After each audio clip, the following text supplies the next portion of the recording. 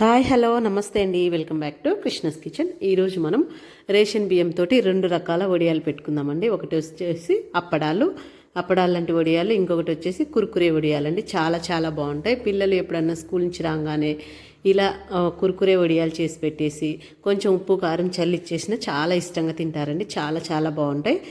ఈజీగా పెట్టేసుకోవచ్చు. ఇంకా ఎండ లేకపోయినా పర్వాలేదండి, నీడలోనే ఆరిపోతాయి, అంత బాగుంటాయి. ఇప్పుడు ఈ వడియాలు ఎలా తయారు చేసుకోవాలో చూసేద్దాం. దానికోసం ఇక్కడ నేను ఒక కప్పు రేషన్ బియ్యం తీసుకున్నానండి. వడియాలకు రేషన్ బియ్యం అయితేనే చాలా బాగుంటుందండి. ఒక కప్పు రేషన్ బియ్యం తీసుకొని వీటిని నీట్గా ఒక 2-3 సార్లు నీట్గా వాష్ చేసుకోవాలి. ఇలా బాగా కడుక్కోవాలండి. ఇంట్లో రేషన్ బియ్యం ఎవరికైనా అవైలబుల్ ఉంటాయి కాబట్టి చక్కగా సమ్మర్ వస్తే వడియాలు పెట్టేసుకోవచ్చు. ఇలా 2-3 సార్లు నీట్గా కడుక్కున్న తర్వాత అందులో వాటర్ వేసుకొని నైట్ అంతా నానబెట్టుకోవాలండి. చూడండి, ఇలా నైట్ అంతా నానబెట్టుకోవాలి. ఇవి వచ్చేసి నేను అప్పడాలకు నానబెట్టానండి. ఇంకొక బౌల్లో అలాగే మనము ఇప్పుడు కుర్కురే వడియాలకు కూడా ఇంకొక బౌల్లో నానబెట్టుకుందాం. ఇవి కూడా నీట్గా వాష్ చేసుకొని వాటర్ వేసుకొని రెండింటికి మూత పెట్టుకొని నైట్ అంతా నానబెట్టుకున్నాం. ఈ వడియాలకు మనకు బియ్యం ఎంత నానితే అంత బాగుంటుందండి. ఇలా మూత పెట్టేసుకొని నైట్ అంతా నానబెట్టేసుకోండి. చూడండి, నేను మళ్ళీ రోజు మార్నింగ్ చూపిస్తున్నానండి. నీకు మార్నింగ్కి మనకు చక్కగా నానిపోతాయి. ఇలా మార్నింగ్ మళ్ళీ ఒకసారి 2 టైమ్స్ నీట్గా మళ్ళీ కడుక్కోవాలి. బియ్యంని కడుక్కున్న తర్వాత ఇప్పుడు ఒక కుక్కర్లో తీసుకొని నేను ఇప్పుడు కుర్కురే వడియాలు పెడుతున్నానండి. ఫస్ట్ ఒక కుక్కర్ తీసుకొని ఆ కుక్కర్లో మనం నానబెట్టుకున్న ఈ రైస్ వేసుకోవాలండి. ఈ రైస్ వేసుకొని 1కి 4 కప్పుల వాటర్ వేసుకోవాలి. మీరు ఎక్కువ రైస్ అయితే సెరవలో అయినా వండుకోవచ్చండి. నేను కొంచెం కాబట్టి కుక్కర్లో వేస్తున్నాను. కుక్కర్లో అయితే 1 కప్పుకి 4 కప్పులు వాటర్ వేసుకోవాలి. అదే మనం విడిగా వండుకుంటే 1 కప్పుకి 5 కప్పుల వాటర్ వేసుకొని వండుకోవాలండి. ఇలా 1కి 4 కప్పుల వాటర్ వేసుకొని ఇందులో తగినంత సాల్ట్ వేసుకోండి. ఎప్పుడైనా వడియాలలో సాల్ట్ ఎక్కువ వేసుకోవద్దండి, కొంచెం వేసుకోండి. ఇందులోనే ఒక 1/2 టేబుల్ స్పూన్ జీలకర్ర, మీరు ఈ ప్లేస్లో వాము అయినా వేసుకోవచ్చు. 1 టేబుల్ స్పూన్ చిల్లీ ఫ్లేక్స్ వేసుకోండి. లేదు అంటే పచ్చిమిర్చి అయినా దంచుకొని వేసుకోవచ్చు అండి. ఒకసారి దీన్ని బాగా కలుపుకొని ఇప్పుడు స్టవ్ మీద పెట్టుకొని పెద్ద మంట మీద ఒక విజిల్ వచ్చేంత వరకు ఉడికించుకొని ఆ తర్వాత మంట సిమ్లో పెట్టుకొని ఒక 10 నిమిషాల పాటు ఉడికించుకోవాలండి. చిన్నగా అంటే మొత్తం 3 లేదా 4 విజిల్స్ రానిచ్చుకోవాలి. చిన్న మంట మీద అయినా బాగా మెత్తగా ఉడికించుకోవాలి. ఇలా ఉడికించుకొని స్టవ్ బంద్ చేసేసుకోవాలండి. చల్లగా అయిన తర్వాత ఇప్పుడు నేను కుక్కర్ తీసి చూపిస్తున్నాను.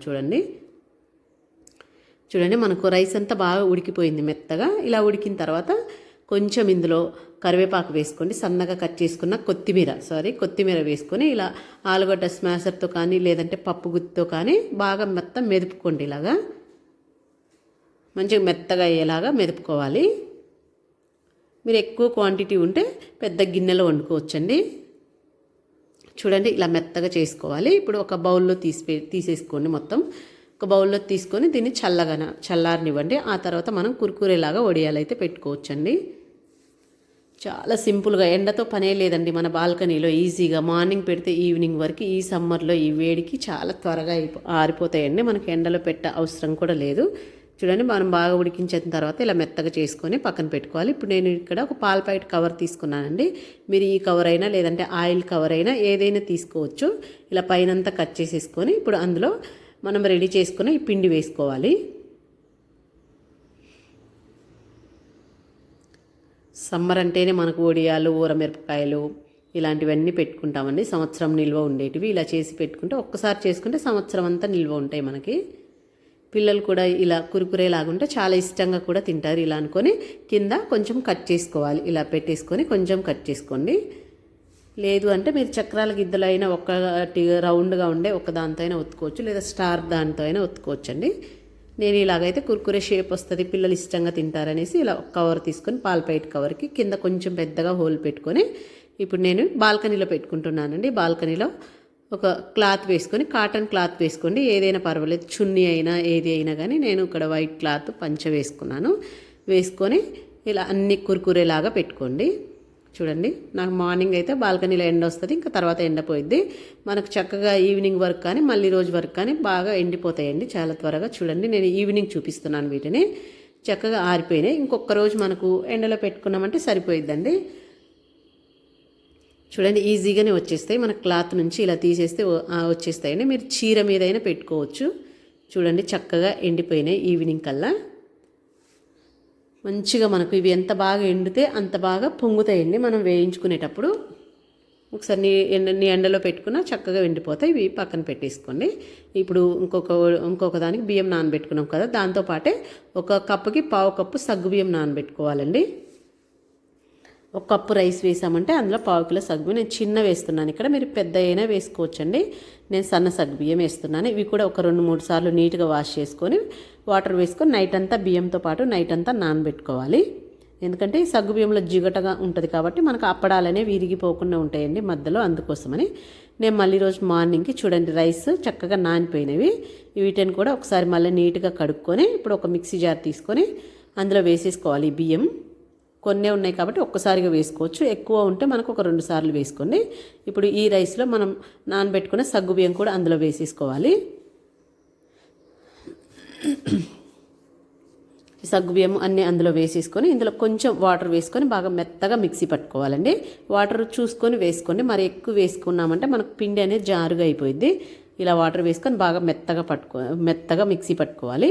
ఇప్పుడు ఒక జల్లెడ తీసుకొని ఇందులో జల్లించుకోవాలి.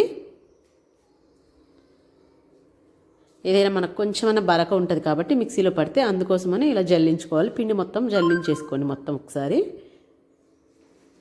అప్పుడు మనకు అనేది పిండి బాగా మెత్తగా ఉంటుందండి. ఇలా జల్లించి పక్కన పెట్టేసుకోండి. ఇప్పుడు ఒక గిన్నె తీసుకోండి వెడల్పాటిది, మనం రైస్ వండుకునే గిన్నె తీసుకొని అందులో ఆ గిన్నెకి ఒక హాఫ్ వరకు వాటర్ వేసుకోండి. వాటర్ వేసుకొని ఇప్పుడు ఒక కాటన్ క్లాత్ తీసుకోవాలండి. ఏ క్లాత్ అయినా పర్వాలేదు, చున్నీ అయినా చీర అయినా కాటన్ చీర అయినా ఏదైనా కాటన్ అయితే సరిపోయిద్దండి. నేను ఇక్కడ ఒక క్లాత్ తీసుకొని దీన్ని ఈ సెరవు మీద వేసుకొని ఇలా గట్టిగా కట్టుకోవాలి. చుట్టుపక్కల తాడుతోటి ఇలా కట్టుకొని మొత్తం గట్టిగా కట్టుకోవాలండి. మనకి కిందికి లేకుండా కొంచెం గట్టిగా ఉండేలాగా మొత్తం కట్టుకోవాలి. ఇలా కట్టుకొని సైడ్కున్న క్లాత్ అంతా పైకి పెట్టుకోవాలి. ఇప్పుడు ఎందుకంటే ఈ పక్కన సైడ్ మీకు కట్ చేసుకొని అక్కడికి పెట్టుకున్నా ఓకే, లేదంటే ఇలా కట్టుకొని పెట్టుకోవచ్చు. ఇప్పుడు దీన్ని స్టవ్ మీద పెట్టుకొని మంట చిన్నగా పెట్టుకొని దాని మీద మూత పెట్టేసుకోవాలి. ఈలోపు మనం ఈ పిండిలో తగినంత ఉప్పు వేసుకొని అందులోనే ఒక 1/2 టేబుల్ స్పూన్ జీలకర్ర వేసుకోండి, ఒక 1/2 టేబుల్ స్పూన్ చిల్లీ ఫ్లేక్స్ వేసుకోండి, పచ్చికారమైన వేసుకోవచ్చు. అందులోనే కొంచెం కొత్తిమీర సన్నగా కట్ చేసుకున్న కరివేపాకు వేసుకొని ఒకసారి బాగా మిక్స్ చేసుకోండి. ఇదంతా బాగా కలిసేలాగా. మీకు ఒకవేళ ఇంకా వాటర్ తక్కువ గట్టిగా అనిపిస్తే కొంచెం వాటర్ వేసుకోండి. మనం ఇలా గీత అన్నామంటే అలా ఉండిపోవాలండి, మొత్తం కలిసి లేకుండా. మరి పల్చగా ఉన్నా కానీ మనకు మంచిగా రావు ఇవి. మొత్తం ఒకసారి ఇలా బాగా కలుపుకొని చూడండి. ఇప్పుడు మనకి తీస్తే ఆవిరి పొగలు వచ్చేస్తుంది చూడండి. ఇలా పొగలు వచ్చేంత వరకు కాలనివ్వాలన్నమాట. ఒక 10 నిమిషాలు బాగా వెయిట్ చేసుకుంటే మంచి వాటర్ అని బాయిల్ అయ్యి మనకు పొగలు వచ్చేస్తాయి. అప్పుడు చిన్న గరిటె తీసుకొని కొంచెం కొంచెంగా వేసుకోవాలి. మీకు అప్పడాలు అనేది పెద్దగా కావాలంటే ఎక్కువ వేసుకోండి. మనకు ఇవి ఫ్రై చేసినప్పుడు బాగా పెద్దగా చేతంత వెడల్పు వస్తాయండి. ఇలా వేసుకొని ఒక 2 మినిట్స్, అంతకంటే ఎక్కువ అక్కర్లేదండి, 2 మినిట్స్ అయితే సరిపోయిద్ది. చూడండి ఇలా 2 మినిట్స్ అయిన తర్వాత ఒక చాకు కానీ సలాకు కానీ, నాకైతే చాకుతోటి చక్కగా నీట్గా వచ్చేస్తాయండి, అందుకే నేను చాకుతో తీసుకుంటాను. మీకు ఒకవేళ చాకుతో రాలేదు అనుకుంటే సలాకుతో అయినా తీసుకోవచ్చు. ఇలా మెల్లిగా అనుకుంటే మనకు 1-2 కొంచెం ఇబ్బందిగా అనిపిస్తుందండి. ఇంకా ఆ తర్వాత చక్కగా ఈజీగా వేసేసుకోవచ్చు, చక్కగా ఆడుతూ పాడుతూ పెట్టేసుకోవచ్చు అండి. మనం మిగతా పనులు చేసుకుంటూ కూడా ఇది చేసుకోవచ్చు అండి. ఆవిరి మీదే కాబట్టి మనం వంట చేసుకుంటూ కూడా ఇలా వడియాలైతే వేసుకోవచ్చు. దీనికి కూడా ఎండతో పనే ఉండదండి. ఆ తర్వాత ఇంకొకటి కూడా వేసుకోండి. చక్కగా ఇలాగే పెట్టేసుకొని మన బాల్కనీలో అయినా లేదంటే నైట్ పెట్టుకున్న ఫ్యాన్ కింద అయినా ఆరిపోతాయండి. చాలా చక్కగా ఈజీగా పెట్టేసుకోవచ్చు. ఎండ కావాలి అని ఏమి ఉండదు. మన బాల్కనీలో ఈ ఎండలకి వేడి ఎక్కువగా ఉంటుంది కాబట్టి ఆ వేడికే చక్కగా ఆరిపోతాయి. ఆల్రెడీ ఆవిరై ఉన్నాయి కాబట్టి ఎండిపోతాయి. అంతేనండి, ఇలా పెట్టేసుకోవడమే అని అన్నీ 1-2 పెట్టుకున్నామంటే ఇంకా 3వ దాని దగ్గర నుంచి చక్కగా నీట్గా మొత్తం వచ్చేస్తాయి మనకి. చూడండి అన్నీ ఇలాంటి ఒక క్లాత్ మీద వేసుకోవాలి. ఏదైనా కాటన్ క్లాత్ కానీ సారీ మీద కానీ వేసుకొని నేను ఇవి కూడా బాల్కనీలో పెట్టేసుకున్నానండి. ఇలాగా మనకు ఈవినింగ్ వల్ల చూడండి చక్కగా ఆరిపోయినాయి. చూడండి మొత్తం ఇలా వచ్చేస్తాయి. చూడండి మనకు ఎండిపోయినాయి అంటే ఈవినింగ్ కల్లా మనం ఇంకా తీసే పని కూడా ఉండదండి, జస్ట్ ఇలా తీసేసుకోవడమే. చాలా చాలా బాగుంటాయండి. మనం కూర్చోడానికి చిన్నగా ఉన్నాయి కానీ వేయించుకుంటే పెద్ద అప్పడాల్లాగా వచ్చేస్తాయండి. మనం ఇలా ఒక్కసారి అప్పడాలు పెట్టి స్టోర్ చేసేసుకుంటే 1 ఇయర్ పాటు ఉంటాయండి. ఇంకా మనకు బయట ఆ అప్పడాలు కొనే పనే లేదండి. ఇంట్లోనే ఇలా పెట్టుకొని చక్కగా కారకారంగా తినొచ్చండి. చాలా బాగుంటాయి. ఎప్పుడన్నా టైంపాస్ కోసం కూడా అయినా తినొచ్చు, లేదంటే పప్పు సాంబార్ రైస్లోకి ఎందులోకైనా చాలా చాలా బాగుంటాయండి. ఇది చూడండి, నేను ఇప్పుడు 2 రకాల వడియాలు వేయించి చూపిస్తాను మీకు. స్టవ్ మీద ప్యాన్ పెట్టుకొని తగినంత ఆయిల్ వేసుకోవాలండి. ఆయిల్ మీడియం మంట మీద మాత్రమే కాసుకోవాలండి. పెద్ద మంట మీద కాస్తే మనకు మాడిపోతే కానీ పొంగవు అనమాట. మీడియం మంట మీద ఆయిల్ వేడెక్కిన తర్వాత అప్పడాలు వేస్తే అప్పుడు మనకు పర్ఫెక్ట్గా వస్తాయి. చూడండి, చక్కగా కాలిపోతాయండి. నేను కారం అవి వేసాను కాబట్టి తెల్లగా ఉండవు. మీకు ఇవి ఏమి వద్దు, ప్లెయిన్గా వైట్గా కావాలి అంటే ఓన్లీ రైస్ సాల్ట్ వేసుకుంటే సరిపోయిద్దండి, మీకు వైట్గా వచ్చేస్తాయి. నేను చిల్లీ ఫ్లేక్స్ వేసాను కాబట్టి కొంచెం కలర్ రెడ్గా వస్తాయి, కొంచెం కలర్ ఉండవు. వైట్గా కావాలంటే ఏమి వేయద్దు, అంతేనండి. ఇలా చేసేసుకుంటే చాలా చక్కగా మనం ఒక 2-3 రకాలు పెట్టేసుకున్నామంటే ఇయర్ మొత్తం మనకి కరెక్ట్గా సరిపోతాయండి. చూడండి, ఇప్పుడు కురుకురే వడియాలు వేస్తున్నాను. ఇవైతే పిల్లలు చాలా ఇష్టంగా తింటారండి. ఇలా చేసి ఇప్పుడు ప్లెయిన్గా చేసి ఉప్పు కారం చల్లిచ్చినా సరిపోయిద్ది. నేనైతే ఇందులోనే కారం అన్నీ వేసాను కాబట్టి కారంగా చాలా చాలా బాగున్నాయండి.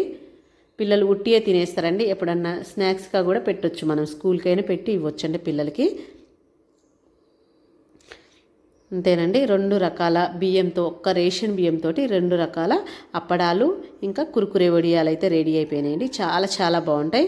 అంతేనండి, నా వీడియో నచ్చితే మీ ఫ్రెండ్స్కి రిలేటివ్స్కి షేర్ చేయండి. ఇలాంటి మంచి మంచి వీడియోస్ కోసం నా ఛానల్ని సబ్స్క్రైబ్ చేసుకోండి. చూడండి, చాలా చాలా బాగా వచ్చినాయండి అప్పడాలు. ఈ అప్పడాలు అయితే మందంగా పెట్టుకోవద్దండి, కొంచెం పల్చగా ఉంటేనే టేస్ట్ అనేది చాలా చాలా బాగుంటాయి. ఓకే అండి, థ్యాంక్ యూ. ఇంకొక వీడియోలో మళ్ళీ కలుద్దాం.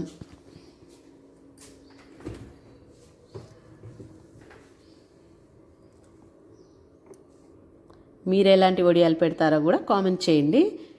నేనైతే సగ్గుబియ్యం వడియాలు, రవ్వ వడియాలు అన్నీ పెట్టుకుంటానండి సమ్మర్ వస్తే.